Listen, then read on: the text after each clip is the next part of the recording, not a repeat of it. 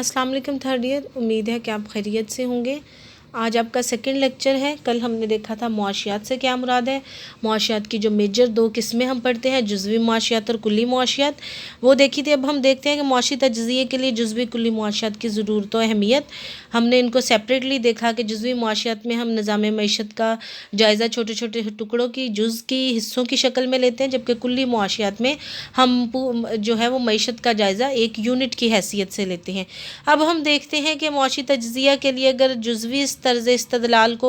इख्तियार किया जाए तो उसे क्या फ़ायदे हासिल होते हैं। इसे मुख्तलिफ़ अफराद और अदारों के हम फ़ैसलों का इल्म होता है, और यानी कि चूँकि हम एक यूनिट को देख रहे होते हैं तो एक फ़र्म का क्या रवैया हो सकता है और सार्फिन किस तरह से ज़्यादा फ़ायदा हासिल कर सकते हैं, तो वो हमारे पास हम आसानी से इस चीज़ का जायज़ा ले सकते हैं। फिर है कि अगर मईशत के किसी एक शोबे में या तिजारती इदारे में कोई नुक्स पैदा हो जाए तो उसे आसानी से दूर किया जा सकता है। चूँकि हम एक एक को देखते हैं तो अगर जैसे हर शोबा एक दूसरे से इंटरलिंक होता है, जैसे कि ज़राअत है,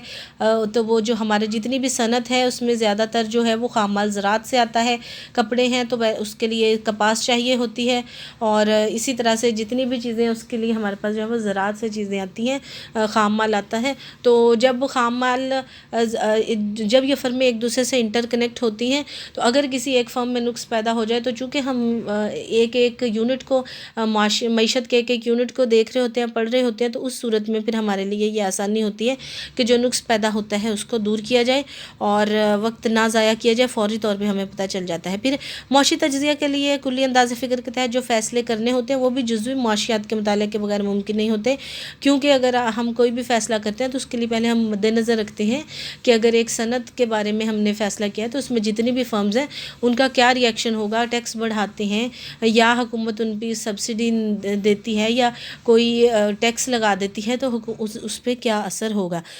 अब ये तो इसके तीन फ़ायदे थे कि अगर हम मईशत के जायज़े के लिए जुज़वी तर्ज़ इस्तदलाल को अपनाएं, लेकिन अगर हम कुल्ली तर्ज़ इस्तदलाल को अपनाएं तो जुज़वी में कुछ खामियां भी पाई जाती हैं। पहले हम इन खामियों को डिस्कस कर लेते हैं कि चूँकि सरमायादाराना मुआशी निज़ाम के तहत लोगों को मुआशी आज़ादी होती है, जो भी लोग फ़ैसले करते हैं उसमें उनका ज़ाती मुफाद पेश नज़र होता है, तो कौमी मुफाद को पसे पुश डाल देते हैं। कौम को फ़ायदा हो रहा है यानी कि टैक्स नहीं दिए जाते, अपना फ़ायदा किया जाता है, टैक्स कम कर दिए, टैक्स जो है वो चोरी की जाती हैं। उसके अलावा फिर कीमतें बहुत ज़्यादा बढ़ा दी जाती हैं, तो मईशत गर्म बाज़ारी की इंतहा तक पहुँच जाती है और शदीद किस्म के उतार चढ़ाव का शिकार रहती है। और बैनुल-अक़वामी नौइयत के फ़ैसले भी हम जुज़वी मुआशियत को मद्देनज़र रखते हुए नहीं कर सकते। फिर जुज़वी मुताला से इन मसाइल का तो पता चल जाता है कि किसी एक शोबा में, एक फ़र्म में क्या मसला हो रहा है, लेकिन जो सिर्फ जुज़वी मुआशियत को पढ़ते हैं हम पूरी मईशत को नहीं चला सकते जब तक हम कुल्ली तर्ज़े अमल को इख्तियार ना कर लें। फिर बाज़ नताइज इनफरादी सतह पर तो बहुत फ़ायदेमंद होते हैं लेकिन कौमी सतह पर नुकसानदेह होते हैं। जैसे कि अगर किसी एक चीज़ की कीमत में इजाफ़ा हो जाता है तो वो जिस चीज़ की कीमत में इजाफ़ा हुआ है वो चीज़ जो फर्म बनाती है उसे तो बहुत फ़ायदा होगा, ज़ाहिर बात है वो महंगी बिकेगी, लेकिन लोग जो हैं ख़रीदने वाले वो बुरी तरह से मुतासिर होंगे, वो उनका इस्तेहसाल होगा और यूँ दौलत की तकसीम गैर मुसावियाना हो जाएगी। जो फर्म है वो बहुत ज़्यादा अमीर हो जाएगी, जो लोग हैं वो बहुत ज़्यादा गरीब होते चले जाएंगे। और दूसरा, अगर एक आजिर अपने मुफाद की खातिर मज़दूरों की उजरतों में कमी कर दे, उजरतों में कमी करेगा, मुआवजे कम करेगा मज़दूरों के, तो इससे जो है उनकी क़ुव्वत ख़रीद कम हो जाएगी, अशिया की तलब कम हो जाएगी। जब अशिया की तलब कम हो जाएगी तो सर्द बाज़ारी का ख़दशा बढ़ जाएगा। जब चीज़ों की तलब कम होगी ऑन द होल, तो इसका मतलब है अगर चीज़ें मार्केट में, इसकी सिंपल सी मिसाल है कि पहले 1000 चीज़ें मार्केट में तलब की जा रही थी, लेकिन अगर मज़दूरों की उजरत कम होगी यानी कि पूरी मईशत मिल के 1000 चीज़, सपोज़ 1000 किलो चीनी ख़रीद रही थी, अब अगर मज़दूरों की तनख्वाहें कम हो जाएंगी तो क्या करेंगे, हर घर भी अगर कोशिश करे कि हम अपनी चूँकि वेज कम हो गई, हम अपने ख़र्च कम करें तो चीनी की जो तलब है वो कम हो जाएगी। 1000 की बजाय सपोज़ 800 हो जाती है, तो इसका मतलब है कि उन्होंने तो 1000 जो रसद है वो बनाई हुई है, तो लिहाजा 200 जो रसद है वो मार्केट में एक्स्ट्रा है, तो लिहाजा उनको कुछ अपना एक आध यूनिट बंद करना पड़ेगा क्योंकि मार्केट में तलब नहीं है। जब वो अपना वो यूनिट बंद करेंगे तो वो जो उस यूनिट में 40-50 लोग काम कर रहे थे वो बेरोज़गार हो जाएंगे। जब वो बेरोज़गार होंगे तो इसका मतलब है कि मज़ीद उनकी आमदनियाँ कम होंगी, तो ये सर्कल चलता रहेगा। और अगर इनफरादी सतह पर बचतें की जाए तो سے اچھا سمجھا جاتا ہے کیونکہ یہ زر کی صورت میں ہوتی ہیں، لیکن قومی سطح پر بچتوں کو اچھا نہیں سمجھا جاتا، یعنی کہ بچتیں اچھی ہیں لیکن اگر آپ انہیں سرمایہ کاری میں لگا دیں، اور اگر آپ بچتیں کر کے ہر سال اپنے پاس روپے کی صورت میں رکھتے ہیں، وہ روپیہ سرکولیشن میں نہیں آتا تو اس کا کوئی فائدہ نہیں ہوتا۔ اب ہم کلیاتی انداز فکر کی خوبیوں پر نظر ڈالتے ہیں، تو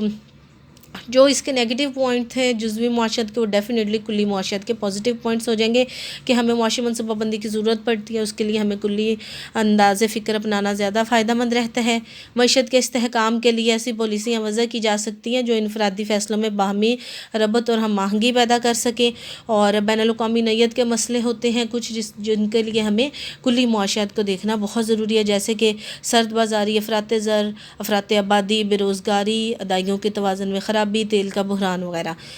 اور بڑی صنعتوں کے قیام و رفاہ عامہ کے کاموں میں حکومت کی ذمہ داریاں بڑھ گئی ہیں، لہٰذا کلی انداز فکر کی اہمیت میں اور بھی اضافہ ہو گیا ہے۔ پھر کچھ فیصلے انفرادی سطح پر نہیں کیے جا سکتے، ان کے لیے ہمیں کلی طرز استدلال اپنانا پڑتا ہے، مثلاً اجرتوں میں اضافہ، ٹیکسوں میں چھوٹ، بچت اور سرمایہ کاری میں اضافہ وغیرہ، اور ان تمام چیزوں کے لیے ہمیں فیصلوں کے لیے کلی معاشیات کو پڑھنا پڑتا ہے۔ پھر ہے کلی معاشیات میں کچھ خامیاں پائی جاتی ہیں، اور وہ خامیاں وہی چیزیں ہیں کہ اگر ہم پوری صرف کلی معاشیات کو پڑھیں گے تو اگر کسی معیشت کے ایک یونٹ میں خرابی ہو جائے گی تو ہمارے لیے ممکن نہیں ہوگا کہ ہم اس کو جلدی جلدی آئیڈینٹیفائی کریں۔ پھر اس کے بعد ہے کہ جو اجتماعی طور پر فیصلے کیے جاتے ہیں ہمیں ان کے بارے میں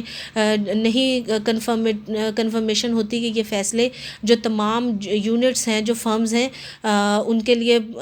فائدہ مند ہوں گے یا نہیں ہوں گے، اور ان کا کیا ری ایکشن ہوگا۔ پھر معیشت کی مجموعی صورتحال تمام فرموں یا اداروں کی صحیح تصویر پیش نہیں کرتی، یعنی کہ جب ہم کہتے ہیں کساد بازاری یا پوری معیشت جو ہے وہ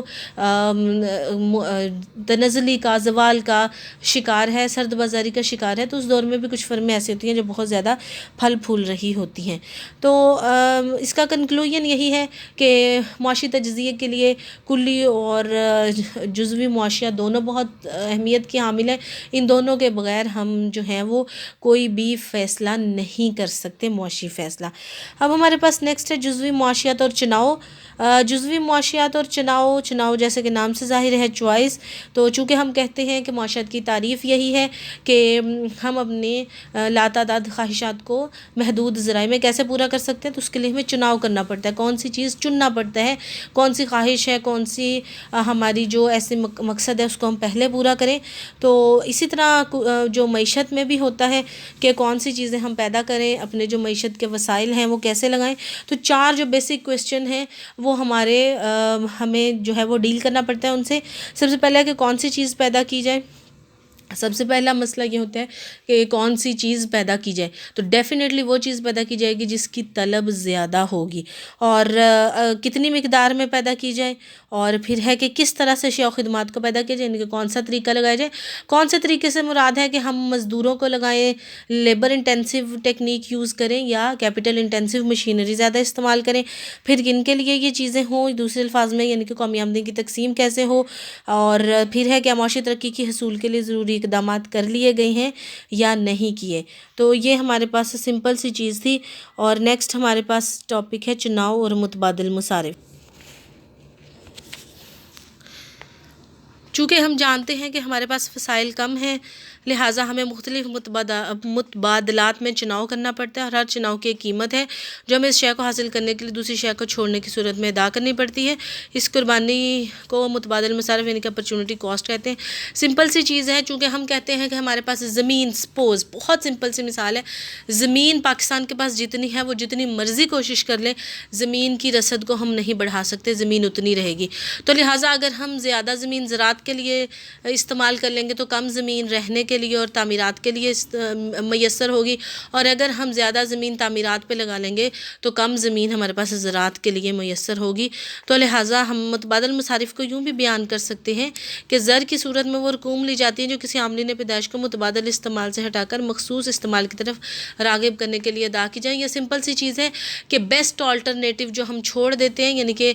کوئی بھی چیز آپ کرتے ہیں، سپوز آپ کا ٹائم ہے، اگر آپ بی اے میں ایڈمیشن نہ لیتے تو آپ کیا کر رہے ہوتے؟ تو وہ آپ کا متبادل مصارف ہے کہ اگر آپ نے یہ جو کام آپ کر رہے ہیں یا جن پیسوں سے سپوز آپ نے اپنا ایڈمیشن بھیجا ہے، اپنا کالج کے لیے فیس پے کی ہے، اگر آپ کالج کے لیے فیس نہ پے کرتے تو اس کے لیے آپ کیا کرتے ان پیسوں سے، وہ ہمارے پاس متبادل مصارف ہے. یا آپ نے کون سی ایسی اپنی خواہش ہے جس کو چھوڑا ہے اور اپنی اس خواہش کو پورا کیا ہے، تو وہ اس کے متبادل مصارف ہیں. اب ہمارے پاس ہے کہ متبادل مصارف کی وضاحت ہم پیداوار کے امکانی خط سے کرتے ہیں. تو پیداوار کا امکانی خط سے مراد یہ ہے کہ دو اشیاء کے ان زیادہ سے زیادہ پیداواری نکات کو ملانے سے حاصل ہوتے ہیں جو کہ ایک ملک اپنے تمام وسائل کو بروئے کار لاتے موجودہ ٹیکنالوجی کی مدد سے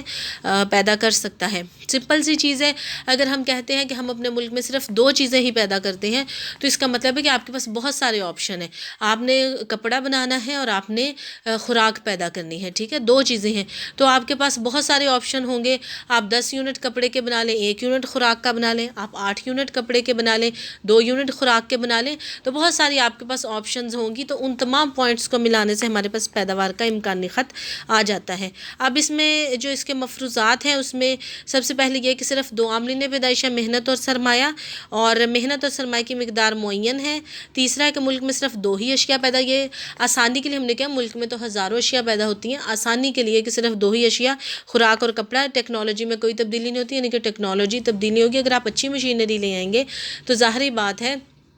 پھر آپ پہلے سے زیادہ چیزیں پیدا کرنا شروع کر دیں گے. اب ہمارے پاس انہوں نے کہا ہے جو آپ نے جس طرح سے جس پوائنٹ سے آپ نے دیکھا تھا خط عدم ترجیح کم و بیش وہی چیز ہے، اسی طرح سے ٹریڈ آف ہے ان چیزوں کے درمیان. خوراک کی اکائیاں اگر ہم ہمارے پاس ٹوٹل جتنے بھی مصارف ہیں معیشت میں وسائل ہیں ان کو استعمال میں لے کے آئیں تو ہم زیادہ سے زیادہ کپڑے کی 50 اکائیاں بنا سکتے ہیں جب ہم خوراک بالکل بھی پیدا نہیں کر رہے. پھر اگر ہم 1 اکائی خوراک کی پیدا کرنا چاہتے ہیں تو ہم کپڑوں کی اکائیاں کم کر کے 48 اکائیاں پیدا کریں گے، ٹھیک ہے. پھر اگر ہم خوراک کی دوسری اکائی بھی پیدا کرنا چاہتے ہیں تو ہمیں اپنے وسائل کو جب ہم خوراک کی طرف شفٹ کریں گے تو کپڑوں کی پیداوار پہلے سے کم ہو جائے گی، 43 ہو جائے گی. اسی طرح سے ہم مزید وسائل خوراک پہ لگائیں گے، خوراک کی 3 اکائیاں ہو جائیں گی. تو چونکہ ہم کپڑوں کی جو اکائیاں ہیں وہاں سے وسائل نکال کے خوراک کی طرف لے کے آ رہے ہیں تو کپڑوں کی جو پیداوار ہے وہ پہلے سے کم ہوتی چلی جائے گی. تو لہٰذا یہ جو ہمارے پاس جھکاؤ ہے وہ یہ بتا رہا ہے کہ ہمیں خوراک کا 1 یونٹ حاصل کرنے کے لیے کپڑوں کے کلوتھ کے کتنے یونٹ چھوڑنے پڑ رہے ہیں. تو ہم اگر جب خوراک کی 1 اکائی لیتے ہیں تو ہمیں کپڑوں کے 2 یونٹ چھوڑنے پڑتے ہیں. جب ہم خوراک کی دوسری اکائی بناتے ہیں تو ہمیں 5 یونٹ چھوڑنے پڑ رہے ہیں. جب ہم خوراک کی تیسری اکائی لیتے ہیں تو ہمیں 9 یونٹ چھوڑنے پڑ رہے ہیں. تو اس کو سمپلی آپ ڈرا کریں تو آپ کے پاس کپڑے اور خوراک کی اکائیاں ڈرا کرتے جائیں تو آپ کے پاس پیداوار کا امکانی خط آ جائے گا جو کہ یہ ظاہر کرتا ہے کہ ہم A B C D E F کسی بھی پوائنٹ پہ معیشت میں رہتے ہوئے پیداوار اپنی تیار کر سکتے ہیں. تو وہ ہماری معیشت میں کتنی ضرورت ہے، اگر کپڑا زیادہ چاہیے ہمیں تو ہم A B پوائنٹ پہ جائیں گے، اور اگر ہمیں خوراک زیادہ چاہیے تو E F پوائنٹ پہ ہم موو کر سکتے ہیں. تو اسی طرح سے اس کی انہوں نے آگے ایکسپلینیشن کی ہوئی ہے. تو متبادل مصارف ہم پہلے یہ کر چکے ہیں کہ ایک چیز کو پیدا کرنے کے لیے وہ تمام مصارف جو ہمیں برداشت کرنے پڑتے ہیں، یا وہ کسی دوسری چیز کو ایک چیز کو حاصل کرنے کے لیے جو ہمیں دوسری چیز چھوڑنی پڑ رہی ہے وہ ہمارے پاس متبادل مصارف ہوتے ہیں. اب باقی ہم انشاءاللہ نیکسٹ کنٹینیو کریں گے. اللہ حافظ.